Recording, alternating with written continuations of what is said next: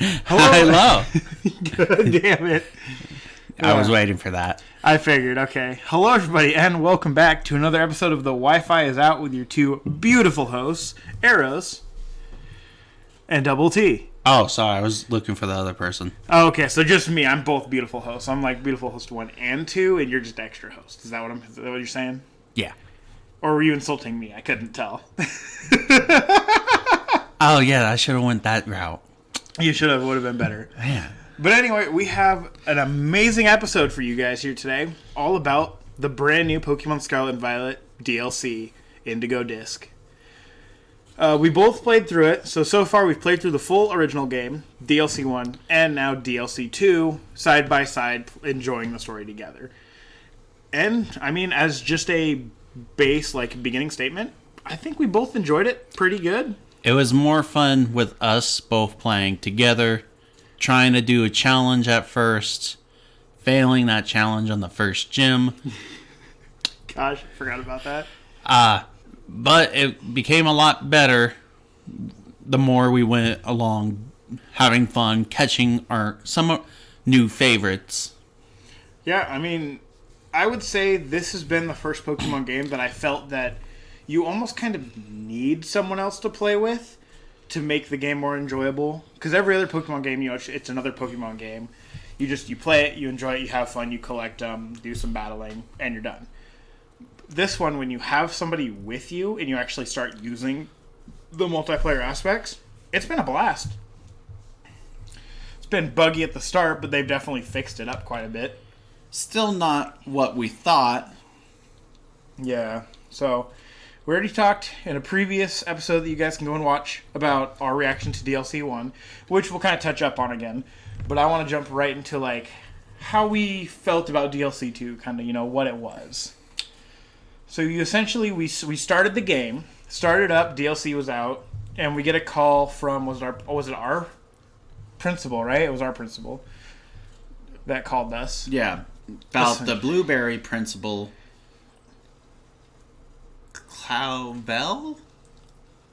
No. Let's just stick with blueberry principal. Yeah, some of the names were just pronounced weirdly, and you only saw them a couple times, so they just kind of went in one ear, out the other. But we essentially got invited to Blueberry Academy, which is actually in the Unova region, we found out. Which I thought was a little interesting that we got to go somewhere that was technically in the Unova region, but you didn't get to explore the Unova region. It was cool to see a lot of black and white references. Yeah, there was an insane amount, considering all. But so you go to this new academy, and he kind of shows you around, it's really neat. So, you show up to this academy, and it's just a giant circle of land that you essentially has, underground layers. And in those underground layers, there are 4 biomes for the trainers to catch, train, and battle. Yeah, so we had 4 whole biomes. So you had, you entered in, you saw the Savannah biome was, the first one. You had, roaming packs of, Tauros running around, Doduos and Dodrios speeding across your screen, a few, prides of Litleos and Pyroars roaming around. Really beautiful scene. And then you learn that there's off to the left, essentially, when you enter, is the Canyon biome. Straight ahead, kind of to your right, it's the northeast portion of the map is the coastal biome, which is more tropical, and features a lot of Alolan Pokemon, like Alolan Exeggutor, Alolan Grimer, and Muck. And then the polar biome, which just has a bunch of ice Pokemon. Yeah, just a bunch of ice Pokemon. Nothing really kind of stuck out as unique, outside of the fact that the way they separated the dividers is this new kind of Minecraft blocks. Minecraft block walls.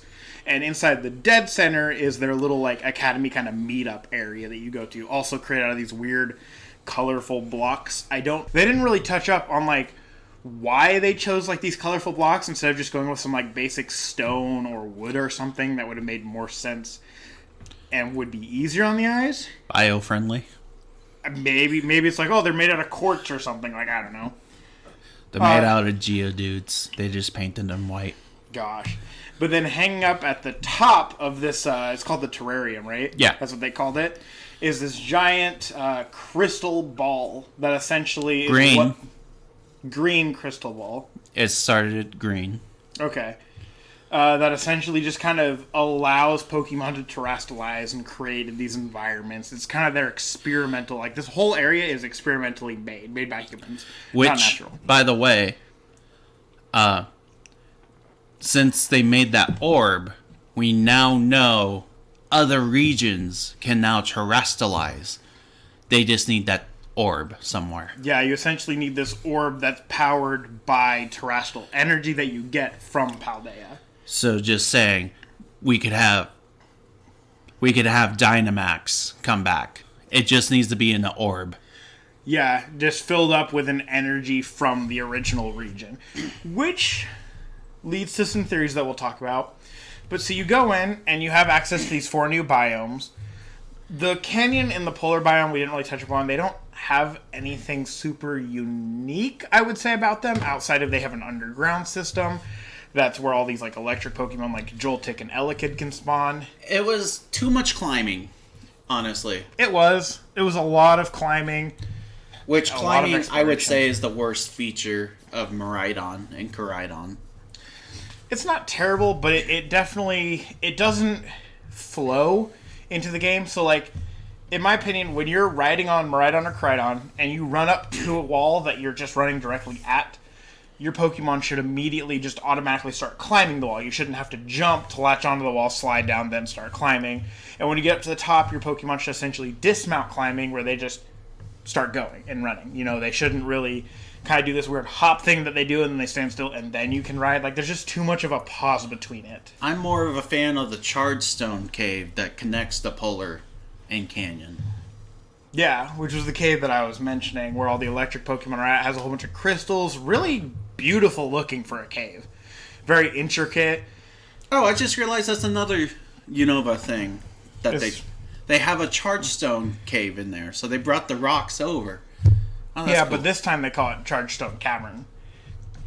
I don't remember what the original cave was. I think it was just Chargestone Cave. I think. I could be wrong, but I'm pretty sure Chargestone Cave was the original one, and then Chargestone Cavern is like the man-made one that they kind of copied, per se. Overall, beautiful region. You kind of have like a little labyrinth built inside the coastal area that we got to explore, where like Mudkip and stuff. The weird thing, so like their new kind of gimmicky thing for this Blueberry Academy was that when you go there, you get like quests that you have to do, like catch auto battle 10 Pokemon, catch a fire type, take a picture of a swimming Pokemon, all these like kind of weird quests. And as you do them, you get Blueberry points, which you can then use at a special room that you unlock a little later into the story. It's not super late, it's just like a couple more steps down. That allow you to like upgrade that room and upgrade the terrarium to where you can actually start catching all of the starters from the original regions. I'll say it's the worst thing. Because they obviously wanted you to grind these Blueberry points. So that's why the story was so short that we're going to get into. Yeah, but you grind these Blueberry points, you unlock like a 3,000 point upgrade for each area, so each is 12,000 in total, and that allows you to essentially catch all the starters. And I think that was all they added by upgrading. It was just the stars. I don't think there was any unique Pokemon that kind of came back. I do know I wasn't encountering it. So in Scarlet, I got Cranidos. In Violet, Double T got Sheldon, whatever. Yeah. I wasn't encountering like any Cranidos the entire time we were running through the story until I got that upgrade. Then I started catching it. But he got Sheldon before he upgraded it, so I feel like I just got really unlucky spawns, was the thing. That's like the only thing I can think of. But after that, we found out that by joining up with our buddies, like me and Double T jumped in the same game, you get each other's quests. So my 3 quests would pop up, and then his 3 quests would pop up, and we'd have 6 quests, though if either of us completed them, it gave us Blu-ray points, and then gave us like an achievement point towards this bar where you had to get 10 achievement points, and you unlocked a red quest. which was usually something along the lines of like make a sandwich, catch a specific Pokemon, beat a Terra raid, something like that. And then you do 3 of those to unlock a group quest, which you can only get in multiplayer. The red quests you, I guess, should be able to get normally, but the gold ones you can only get in multiplayer. And those ones are essentially like a huge, like 600 BP or something like that. But it was like outlandish things, like you have to search certain regions for like a set amount of Ditto blocks that would then spawn once you got the quest. Which aren't shiny locked, by the way. Yeah, which we found out. Apparently are not shiny locked. So you could randomly encounter a shiny Ditto block, but you can't catch the Ditto. So, after the Blueberry quests, which probably everybody got going on before they continued the story. Oh, heavily. You got to find out there's an Elite Four here. Crispin, Lacey, I regret saying their names because I forgot the Steel Lady's name, and Drayton. And out of all those, Lacey, in my opinion, was the hardest one. Lacey kicked my butt a couple times. Drayton, just because of his challenge. Just because of his challenge. I was running just a Skeledirge, you know? Yeah. This guy was going through the whole playthrough with nothing but a Skeledirge, just one-shotting left and right. Oh, you're a fire type? Fire move. Boom, you're dead. Well, I'm sitting here and I've got a full box of like 30 shiny Pokemon that I caught and I IV trained and everything and maxed them out. And I was like shuffling through them and I still got to Lacey's challenge and got my butt kicked the first time. I got lazy. I had teams set up. I didn't even have a shiny Skeledirge. Yeah, you gave up on that because you couldn't get it to hatch. I'm over here with like my shiny Darkrai and all these other ones, like Ceruledge. Oh, man. But once you defeated these Elite Four, you automatically got to face the champion. Yeah, and it didn't take us long to get through them in the quest, really. I wish there was not gym leaders, but each area had like 2 type specialists that you had to beat before. So, for example, like in the savannah, you saw more normal types and ground types. So maybe there was like a normal specialist and a ground specialist before you could face Crispin, the fire specialist. And then from Crispin, you essentially got to, move on to the next area. But I don't know. I agree with that. I really wish they would have done a little more to make it last longer, because after you beat the Elite Four, you beat the champion, and that kind of seemed to be the end of the storyline, really, for that area. Oh, by the way, we forgot to mention, Kieran is the champion. Oh, yeah, he totally went completely psychotic after the game forced us to lie to him. That started him down this path, by the way. Yeah, so the order of events is essentially we go through DLC 1, where you lie to Kieran. Carmen makes us lie. Yeah, Carmen makes us lie, and we are not given the option to tell him the truth. And then apparently after all those events, he goes back to Blueberry Academy. We go back to our respective academies. And the whole time he goes back to the Blueberry Academy, he just becomes this psycho, like, power-hungry overlord that's like, you need to be better. I told you to do this. And just, like, absolutely out of his mind power-hungry. And then we show up, defeat the Elite Four, kick his butt, and his whole world is just shattered as if he just didn't do anything. And he, don't get me wrong, he was an okay fight, but he wasn't hard to beat. I don't feel satisfied with helping him get through this trauma that he went through, because the story was so short. We didn't really get to see the side of him that's kind of went psycho. Yeah. And I mean, on top of that, like, I really was expecting when we were like going into DLC 2, the way that I thought it was going to be is it was a tournament that we were doing, where it would essentially be like us battling other super hard trainers from our area, new trainers from this area, and then like it's like a bracket system where the last 2 would essentially just be us versus Kieran. We throw out our level 100 Pokemon, he throws out his level 100 Pokemon, and it's like a fight to the death type of thing. Like, that was not it. For example, there are trainers scattered throughout the biome areas. Oh, gosh. Yeah. They could have made that a requirement before you beat anybody. This DLC felt like it was more battle-based, but they took the easy route out to make it that way. And given I fought all of the trainers in the coastal and the savanna biomes. Some of them were so hard to find that I gave up on looking for them, and as I was shiny hunting, happened to stumble across them in like these weird corners of the map that I never would have checked. At least when I fought the Kitakami Ogre gang, I got rewards throughout defeating them. You told me you only get BP and TMs. Yeah, so after you defeat all of the areas and all of the trainers in that particular section, you get a total of like 800 BP, which is not a lot, and you get 3 different TMs. The last TM given for those 2 areas was a pretty rare TM, like a hard one to find. One of them I didn't even find before. It was like Sand Burn or something, where it's a ground type move that can also burn the target, which is new to me.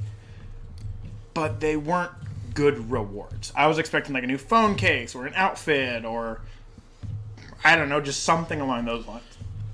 Speaking of outfits, I'd say we got the best outfits in the game at the end. Yeah, we definitely did. We unlocked, are you talking about the auction house ones? I'm talking about the Blueberry account. To me, those are so much better than the originals and the DLC for just buying outfits. Oh, yeah.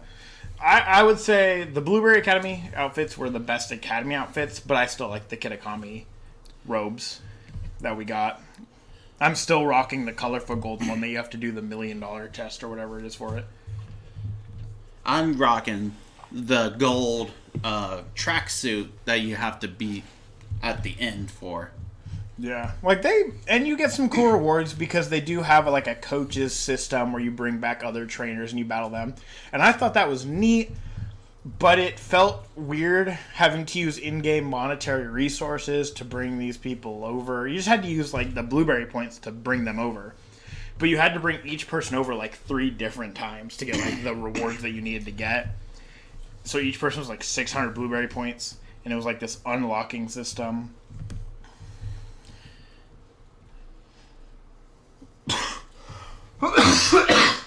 And most of the time, they didn't really give cool items when you beat them.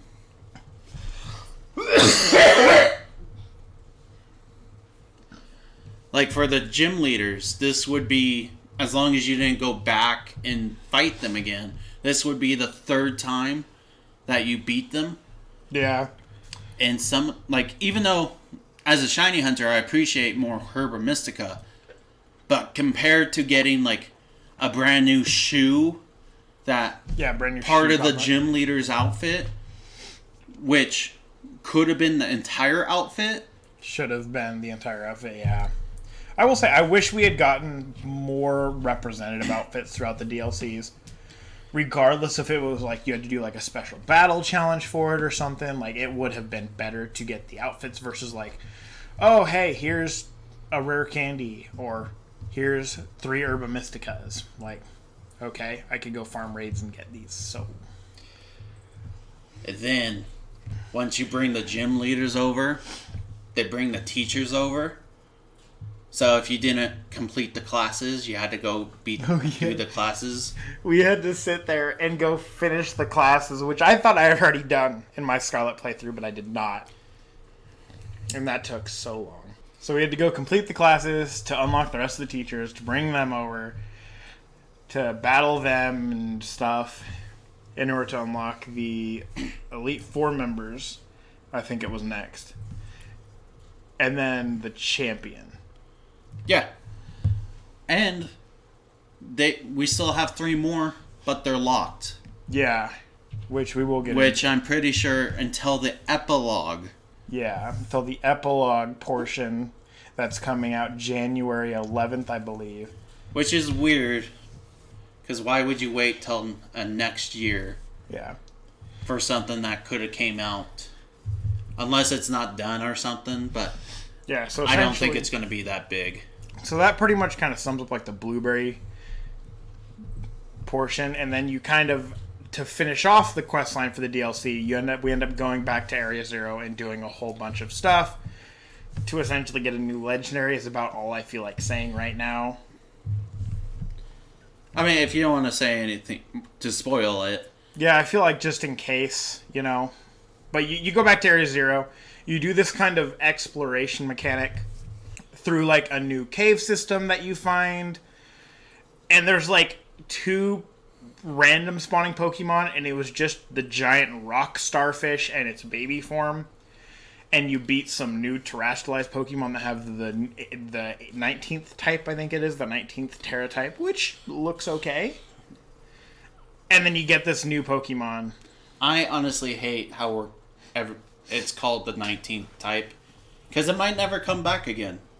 Yeah, I do have some theories about that I want to get into. Well, I want to talk about first why the the Elite Four members were so pathetic. Yeah, definitely. Except for Drayton, with his signature Arch Aladon, because it was a brand new Pokemon. Before we get into that, can we talk about the new Pokemon first? Can we talk about our disappointment with the new Pokemon? That's going to be wrapped up into this. Okay. Go ahead, start us off. So Crispin's is a Magmortar, which I can't name off the top of my head, but I'm pretty sure we've seen characters with a Magmortar before. I mean, I believe it's in Pokemon Fire Red that the Fire Gym Leader's ace was a Magmar. What? Okay, close enough. So right there, that's already basically Magmortar. Close enough. So, to me, Crispin is just another chef who, just like in Kalos, there was another Elite Four member who was a chef, and his ace, even though it was like a new form, it still was Mega Blastoise. Yeah. So it's like you're just using the same Pokemon we've seen before. If you don't have that wow factor, like, people are still going to remember you, but not as much as Drayton. Crispin was a cool character, but he didn't have anything new about him. So it's just kind of like, okay, kicked his butt, move on. His fight wasn't tough. His challenge was just annoying. And his personality was, I'm a chef. So now we can talk about the lack of new Pokemon. Okay, yeah. So there was a total of, I believe it was 8 new Pokemon, I think. And this is not including one of them, technically. But we had a new evolution for Applin, which was a 2-stage evolution, because in Kitakami's area, we got the first stage. Diplin. We got Diplin, and then now we have Hydreigon or Hydriplin or whatever. Hydra Apple. So now Applin has a 2-stage evolution and then 2 1-stage evolutions, which already kind of throws it off a little bit as a Pokemon because there's not a whole lot of other ones that do that. Duraludon evolved into Arch Aladon. Which, meh. So we got 2 evolutions. Then the other new Pokemon are... the convergent species, Sinistes. I still can't remember the names yet. Oh, are we talking about DLC 1's new ones? I thought we were... You brought up Diplin, so I thought we were. I brought up Diplin just because you need to know the Diplin for... Forget about the convergent. Yeah, we're just talking about DLC. Just for DLC 2, that's 2 evolution stages. And then the other 6 are just legendaries. 6. So you have Entei and Raikous. You have the 2 Swords of Justice. You have the new Uber legendary.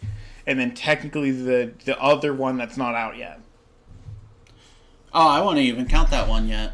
I'm only counting that because technically it's in the files. It's in the game. We just can't get it. Which is what I wanted to get to. But real quick, DLC 1 only had 6 as well? Yeah. But at least they were Pokemon you could catch. At least some of them were Pokemon you can catch in the wild.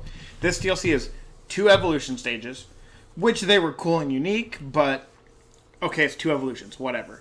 And then every other new Pokemon was just legendaries.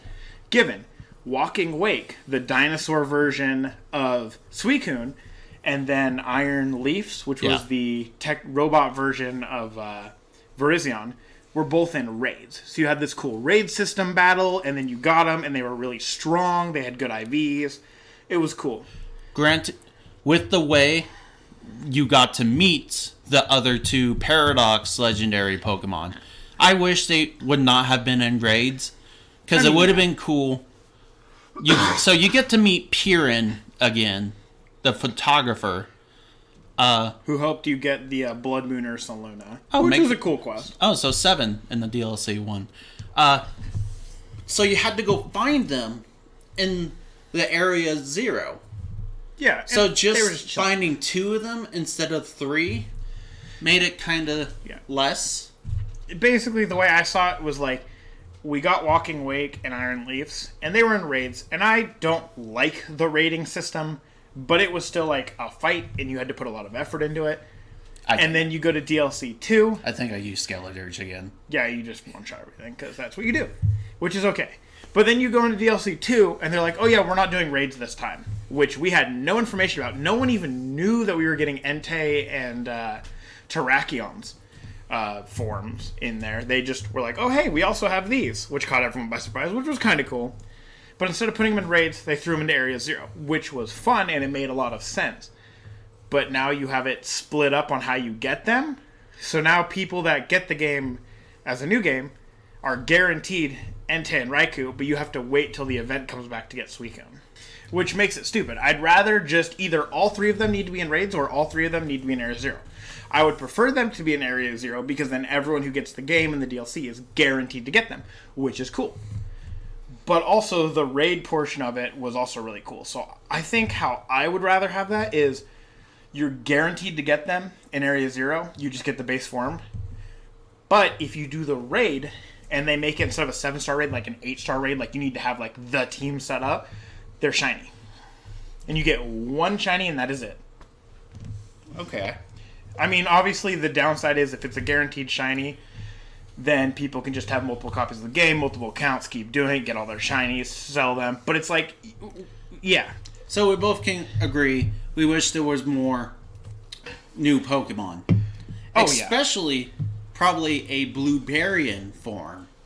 A Blueberryan form would have been great. We didn't get a single... How about a Cherubi Blueberryan form? See, I think that would have been way better. That would have made so much sense. Why didn't they make a convergent Cherubi form? One for Violet and one for Scarlet. That's an orange. That's grapes and one that's an orange. Oh my gosh. That would have been everyone's favorite Pokemon, because it finally would have been a Pokemon that's like, it's food-based. When the games were first coming out, there was a Cherubi leak that already made it look like blueberries. I can't believe just a random nobody from Idaho can figure this out, but Pokemon cannot. Yeah, like, it would have been the easiest thing to incorporate. Keep the moveset, just make it look different. I'm not the biggest fan of convergent forms, but I hope they never come back, because we only have 3 of them now. We only have 3 of them, and in my opinion, I don't like any of them. They should have just been Paldean forms. It was a cool concept, but because they only did 2 of them at the beginning, and then 1 of them in the DLC, it just isn't. It's obvious that it's an idea that they don't like. Yeah, they could have just not done it, and the game would have been better. But we have them now. They're permanently in there. I just don't like them. And if they were going to go with this idea, they should have added more in each DLC. Mm-hmm. And then the last Pokemon out of that 8 is a Pokemon that's not even available in the game yet. Guess what? You guys bought DLC 1 and 2? Boom! Pokemon's not even available until January 11th in a new questline. Well, we don't even know that yet. It's been kind of confirmed by leakers that it is going to be like what the questline for the epilogue is going to be about that Pokemon. But they released. We know that the Pokemon's in the files. We know that the Pokemon's going to be available. And we know it's going to be shiny locked. Yeah, and we know that it's going to be shiny locked, just like every other I legendary. don't think we've been told that, but we can pretty much presume. It's the leakers went through the files. So I will say that there has been a lot of leaks about it. Every legendary is shiny locked. So the new forms are shiny locked. All the new legendaries coming back from past games that you can now get are shiny locked across the board. Which is dumb because in Sword and Shield, they didn't shiny lock them. Yeah. Yes, you had to go through a raid system, and you had a 1 in 100 chance.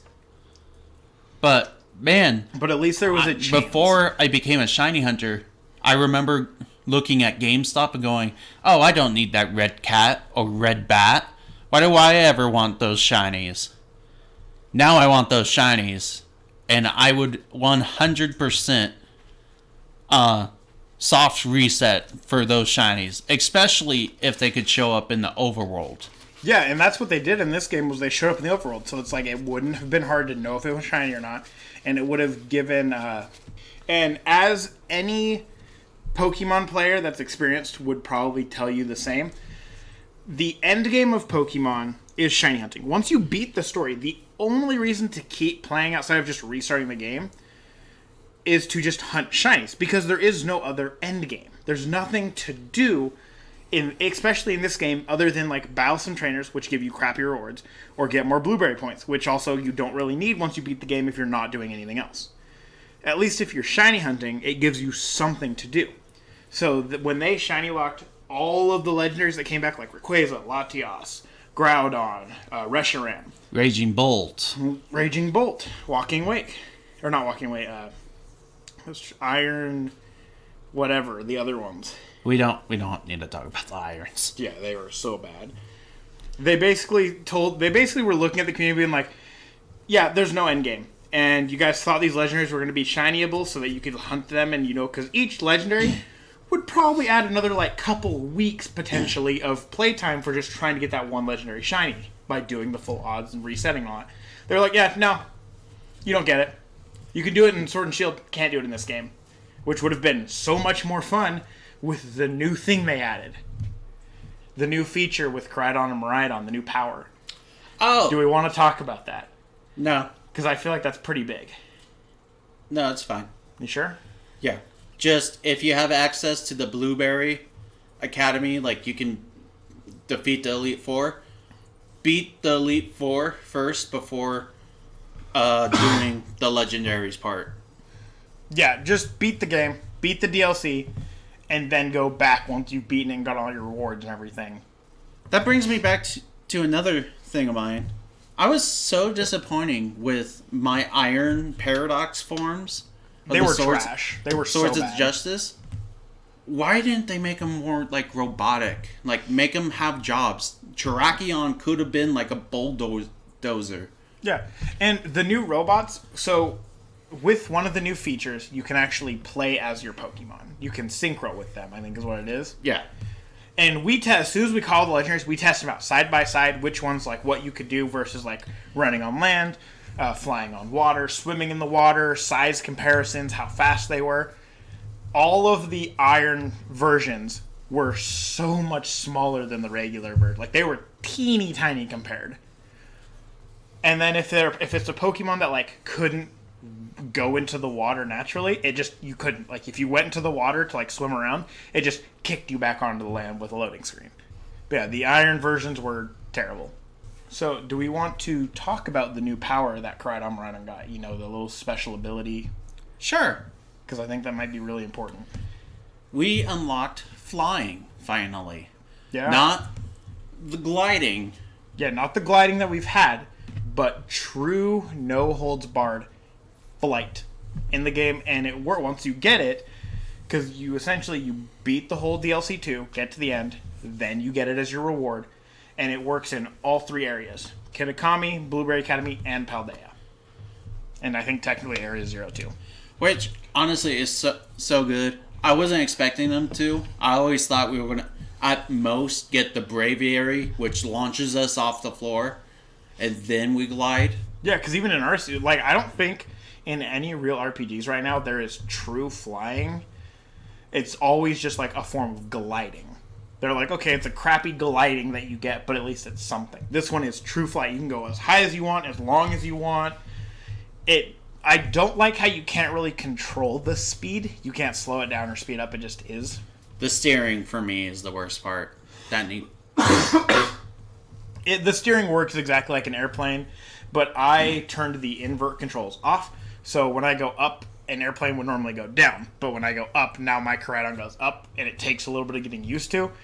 But I think we're slightly getting better at using it more often and kind of working around. It's not perfect.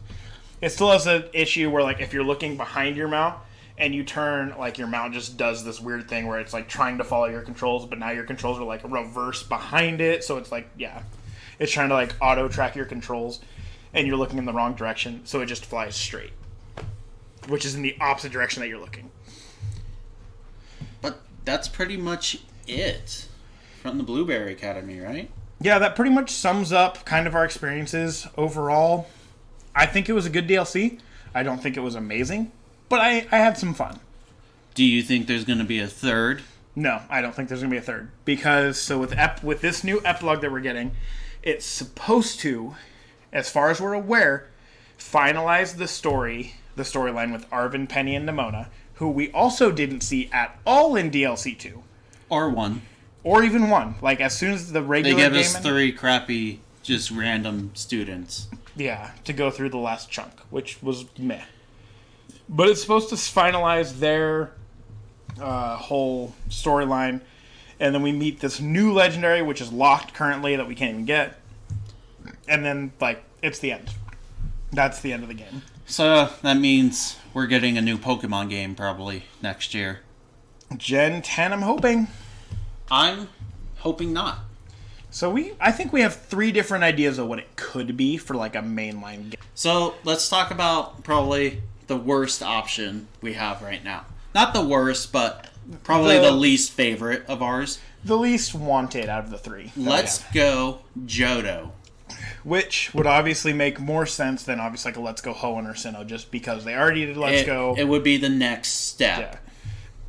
But it wouldn't be called Let's Go Johto because it was Let's Go Eevee and Pikachu, so they'd probably pick 2 Pokemon from Johto. The most popular picks, if they don't choose Pikachu again, would be Marill and Togepi.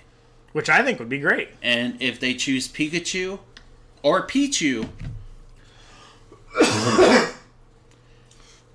it would be Let's Go Pichu and Let's Go Togepi, most likely. Yeah, I would prefer Marill, just because Marill's a cooler shiny than the others. You can't get them shiny. I know you can't, but its shiny's cooler, which makes the Pokemon better. But I think most likely it'll be Pichu and Togepi. Just because they're more like faces of the genre versus Marill's just kind of like... People love Marill, but Marill isn't really like a face of Johto.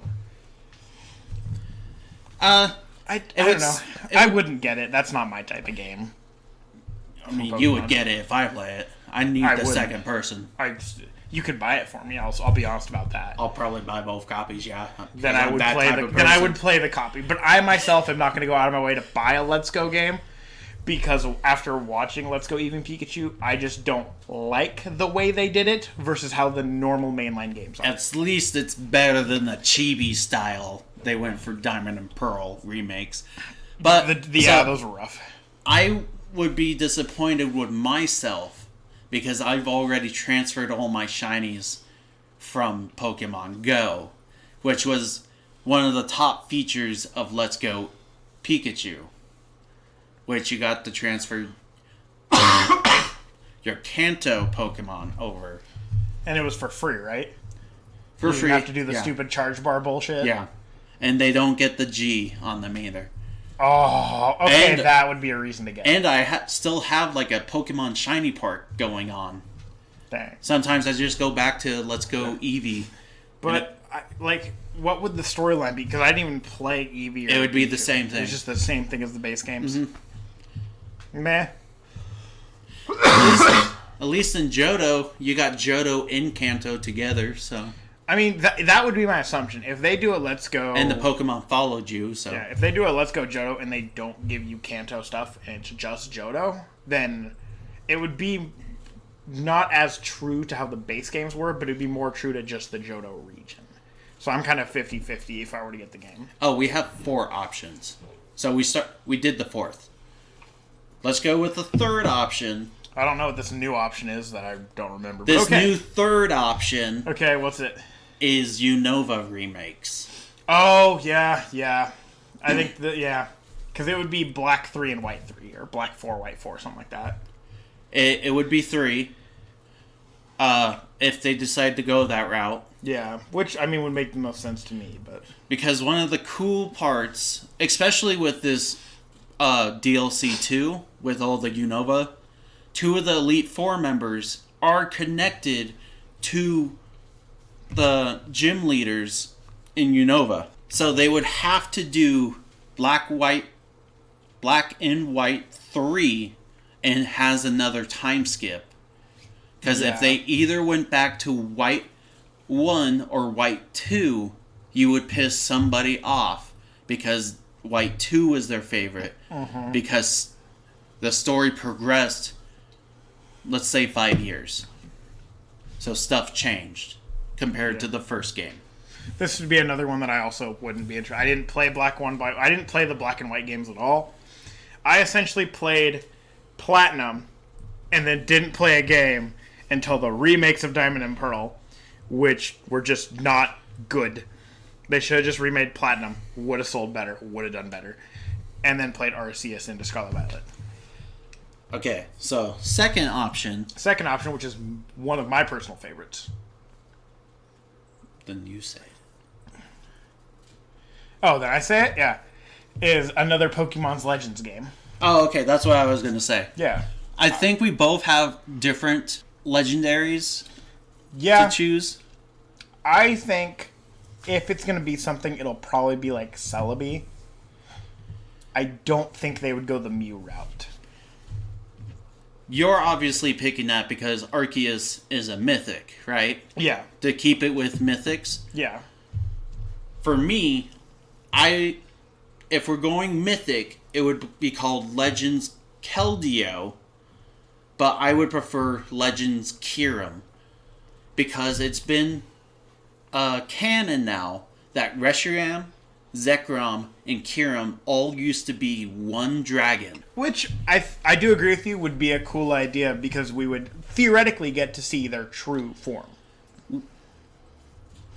Because you can only mix 2 of them at a time, and it's not all 3 of them together. And then, because of one of the Elite Four members is this Unova? Yes. In Unova, I'm pretty sure he's a knight. Aegislash is Unova, right? I think so, yeah. Pretty sure. So, if I'm correct, it would be like knight type of realm compared to like old Japanese style. I'd say it was like traditional Japanese-esque. Which was a cool style, I liked it. So we got like ninja outfits in Arceus, so it would be cool if we got like knight outfits. The reason I think it's going to be Celebi is specifically based off the fact that, for me, it would be the easiest way to connect Legends Arceus and Legends Celebi. Because Celebi is like the time travel Pokemon. You've seen in the movie, it does time travel. I think what they could do is essentially take our quote-unquote new main character. You go back in time. You end up back in time again. You've got your phone, da-da-da-da.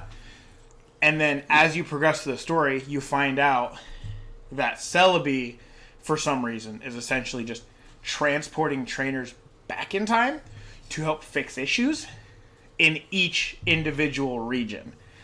So the essentially the storyline theoretically would be that the only reason these disasters, these world-ending apocalyptic BS would not happen is because a trainer from the future got sent back, like it happened in the first game.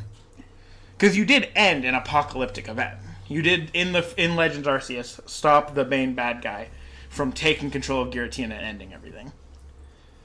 Because it would be, I don't think he would have ever completed that if we weren't there. I think he would have. It would have just taken longer. Because he was pretty determined. I just want the catching mechanics to come back. God, the catching mechanics were so good. Given, in Arceus, you technically can sneak. Or not Arceus, sorry. In Scarlet Violet, you can sneak and get back shots. But I miss where you could, like, throw the Pokeball and just catch them and not have to go into a fight Throw a every small single time. ball down, eat, like, something that makes your feet make less noise. Yeah, sneak up behind, throw the Pokeball, stun them with a little stun ball pod thing. Like, I miss that catching mechanic. I will say their battle mechanic with the strong and agile style was a little different. I thought it was neat, but I think they need to do some adjustments on that if they want to do another Legends game. Because I like that style, I like the sneaking, I like the interaction. I loved the world building they did, but that battle style just needs a little bit of tweaking. I loved how the game gave shiny representation. When you gave a good. When you gave a shiny to an NPC, they stayed shiny. When you caught a shiny and you put it in the box, it showed up as shiny. In the box. When the shiny popped up in the world, it made a sound. Which I think going forward, regardless of what game they make, shiny representation needs to be better. Across the board. Because that's ridiculous that we're looking at Scarlet and Violet and we're like, oh, which one of these is shiny? You gotta scroll over and like look at the picture or look at the little symbol instead of just seeing it. Yeah. It's ridiculous. Unnecessary. And then, number one option is the most obvious. Gen 10. Gen 10, which my biggest idea for it is I think we're going full open world. I think Gen 10, I think the ending of Gen 9, where they give us 3 different areas, and flying, I think will be part of Gen 10, where they're just going to be like, okay, instead of just these different regions, you just get access to the whole map. You can go wherever you want at any point in time. It's like if, let's say there's like, it's like a big island and like a bunch of offshoot islands. They're just gonna be like, yeah, you can just fly over there. Like you could pay for a ship and it'll just give you a loading screen, or you could just fly and there's like Gyarados swimming in the sea or Milotics. So, for talking's sake, let's say we get another Miraidon and Koraidon. I liked how they limited us at the beginning. And then you unlock them slowly? Okay. I don't think we should be waiting for the flying mechanic in DLC 2. No, gosh, no. The flying mechanic, I think, should be the reward for completing the base game. We shouldn't wait for the end of DLC 2 to get unlimited access to the main mechanic in the region without running to a Pokestop every now and then. Oh, yeah. So that was another thing we forgot to touch on was in Scarlet Violet, you can now terrestrialize your Pokemon infinite times just doing wild Pokemon battle. So each wild Pokemon battle, terrestrialize, you don't have to go back to the healing. But anyway, I think instead of getting like a Koraidon or a Miraidon, we should just go back to the bike. But instead of like just a normal bike, it's like a motorcycle that as you reach certain points essentially gets upgraded. How about we go back to Let's Go mechanic when you choose the front of your Pokemon and you choose to let it out of its Pokeball. If it's rideable, for example, Tauros. I have 3 Pokemon left in that game if I ever want to shiny hunt again. Okay.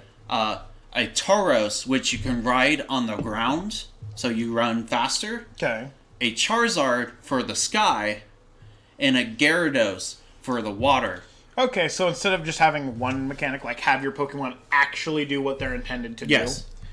I would like them to also incorporate like versions of like Cut and Dig with other Pokemon, but I doubt they're going to do that because that's a lot of like world terrain bullshit that you got to do. I would like that. I'm fine with that because that just made the immersion into the game so much cool, especially when you can see them shiny.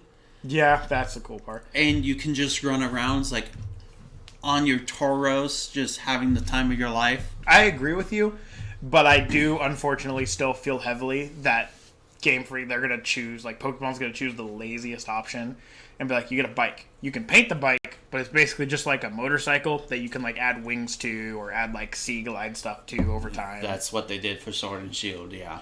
Yep, I feel like that's just what they're going to do. Most likely. I would prefer to be able to fly because I would fucking love nothing more than just running around on my shiny Chocobo. But I just don't see them doing that again. Oh no, we're building our perfect game. And we're building our perfect game. Yeah, okay. we're not building what they should do. We're building what we think they should do. Yes. Okay, that's where we're going. Gym leaders, Titans, Team Star, whatever they call them, that truly needs to be open world. If I go to the number 8 gym leader, he needs to be starting out as number 1. They need to fix the scaling. The scaling, yes, because it's canon in Pokemon now. They ask you for how many gym badges you have, and it's like, oh, you only have that many? Okay, I'll just go with this team. Just a tiny Geodude and another Geodude.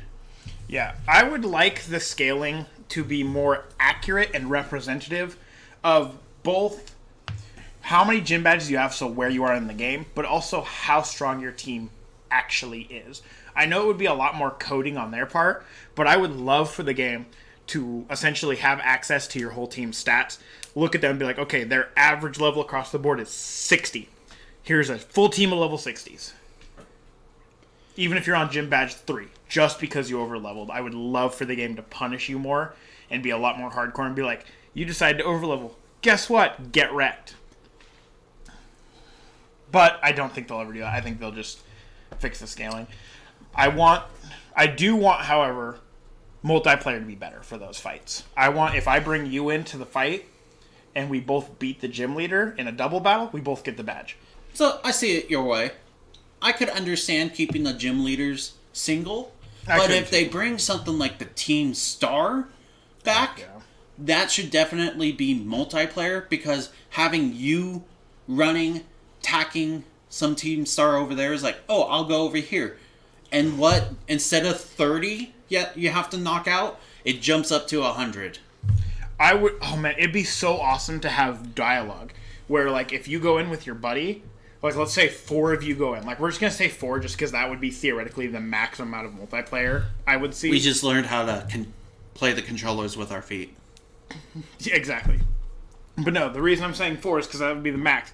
But I would love for you to show up with you and your 3 buddies. You do the challenge, and then you go into a 4-on-4 fight where you approach, and basically, instead of the Team Star being like, hi, you've come to challenge me, one-on-one battle, it now goes, I see you've brought backup because you didn't think you could beat me alone. And then they, like, bring out 3 of their, like, grunts that look slightly different than the other grunts, like elite grunts. And each of the grunts and the main trainer each throw out a Pokemon, and they're like a wide variety of what that. So, like, if it's a fire type, it would be a wide range of fire types that you and your teammates have to battle together. So you could all gang up on one Pokemon as all 4 of you, or you could separate it, and then it would do the same thing for a double battle. It'd be like, oh, I see you brought backup, and then it would just be, instead of it being 3 other grunts, it would just be the bad guy, and he just throws out 2 Pokemon. Just a double battle. I can see that. I was thinking more the Starmobile would have just been a big boss instead of like... Oh, like an actual raid boss. I think that would be cool too. I just really want to see bigger battles that would make more sense as if it was like an actual from the anime battle where it's like, oh, there's 4 of you. Okay, well, I need 3 more. You 3 up here. Because there's no way you would be the leader of a team or even a portion of the team and not have, like elite right-hand people that have strong Pokemon, and then all your grunts. Then we just need a better champion, man. I'm going to say it now. Regardless of how many DLCs are going to come out, the champion's Pokemon should be no lower than level 80.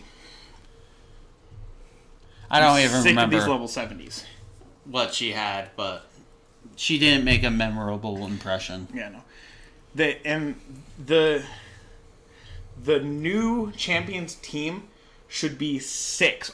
Every single gym battle, in my opinion, should have 6 Pokemon regardless of their level. I think all important fights should have 6 Pokemon because that's a true trainer. If you don't have 6 Pokemon going into a fight, you're not a real trainer.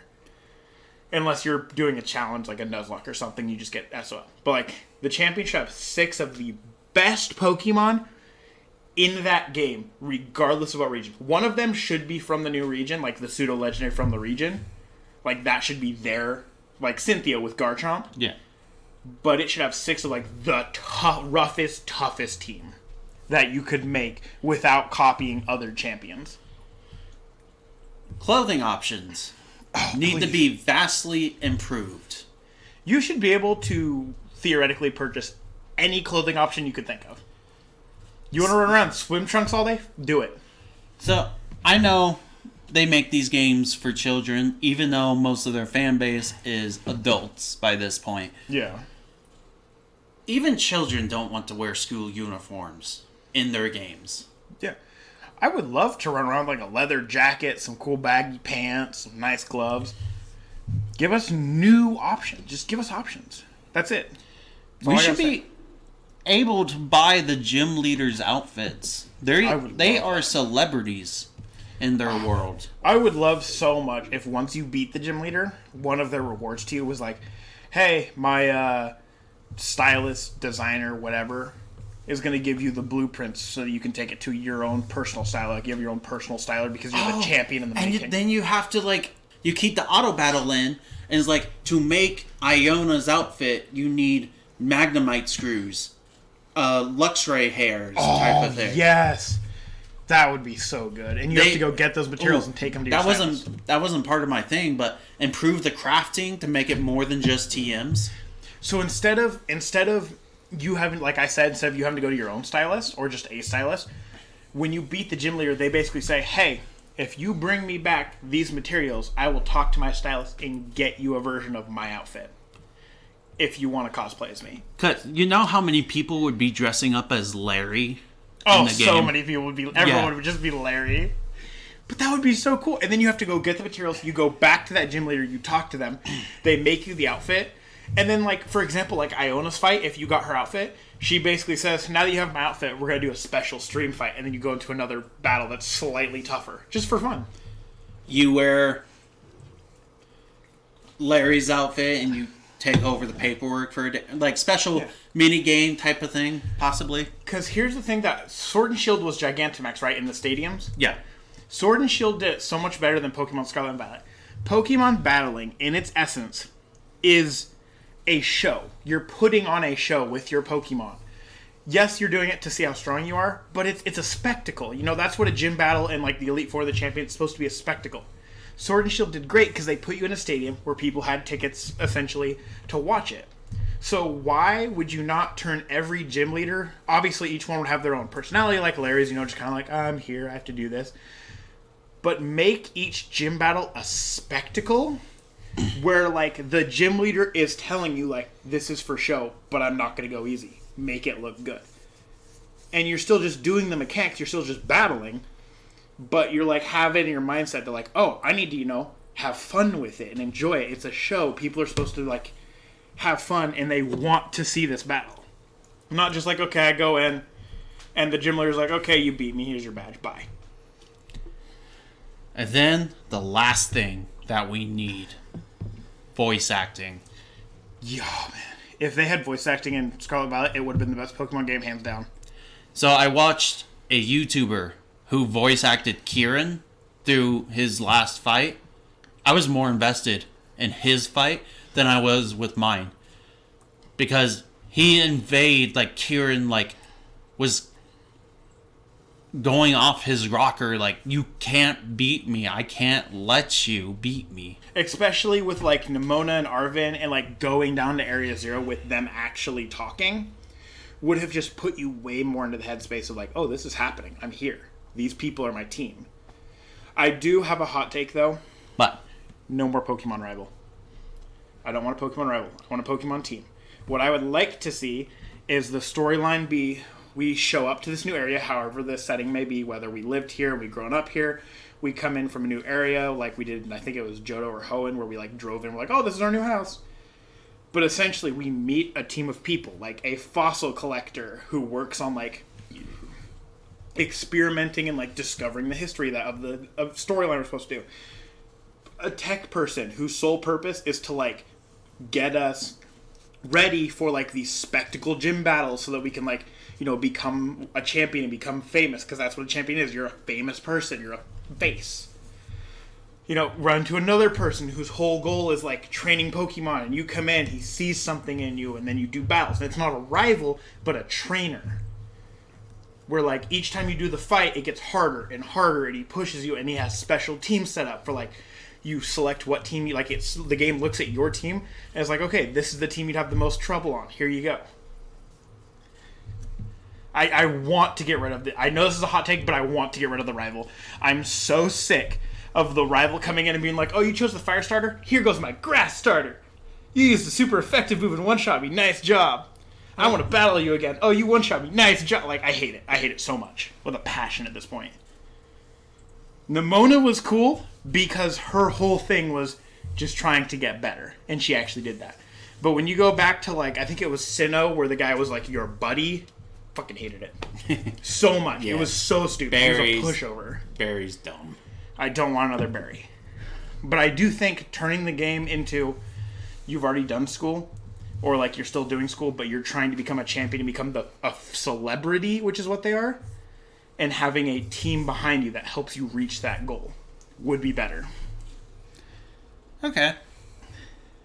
That's what I had to say. I just think that would be a better storyline than, hey, Mom, I'm going to go out and become a Pokemon champion. Bye. And instead of, like, a professor giving you your Pokemon, I would love for it to be, like, you need to catch your first Pokemon. Do you have something? Because I had some, too, but you can go first.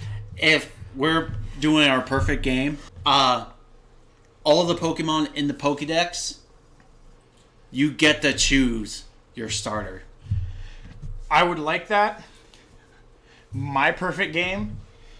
that would be so much better. Trust me, I would love that 100% more, but I have to put this out there because I thought of it and it's in my head now. I would love for the beginning of the storyline to essentially be like, we reach the age where, you know, you can start becoming a Pokemon trainer. Because everyone knows that until you're 10, you can't own Pokemon. That's just how it works. Unless you're 5 because, you know, you're some rich kid that has a floaty in the middle of the ocean for some fucking reason. But you go out and essentially the storyline is like, you just hit that age and you want to go get your first Pokemon. Your parents are like, here's your Pokeball. Go catch your first Pokemon. And, like, that's how your training starts out. But when you go out, you stumble across, like, this weird opening that you've never seen before. And lo and behold, there are the 3 starters. And when you go there, it has you sneaking with, like, whoever would, I guess, technically, if they want to do another rival, whoever would be your, like, trainer buddy or whatever. Then you could have 2 people going in, but it theoretically would just be you. And you have to pick, and whichever one you jump to startle to catch, the other 2 skitter off into the distance as if nothing happened. And then later in the game, you stumble upon that same clearing, and they're both there, fully evolved, and you can catch both of them. Dude, they don't got enough money to do this. They don't, but it would be so good. No, they do. I was making a joke. They easily have the money. This would be so good. I would love to have the main character voice acted, even if it's a basic male and female voice. Just have the main character voice acted with everyone else. But that's my start. That's my perfect game. I think between these ideas, that would be the perfect Gen 10 game. And then at the end of the game, you become the Pokemon and start Mystery Dungeon. Oh my! Imagine if at the end of the game, your character goes to sleep as the champion on their brand new $5 million mansion, like room, master room, bedroom, bed, lay down, and then it just like everything like glows white. And then you open your eyes and you're just on the beach as a Pokemon. And then the titles pop up for Pokemon Mystery Dungeon Get Fucked. But with that, we are all going to have to wait till February on their anniversary for more Pokemon news.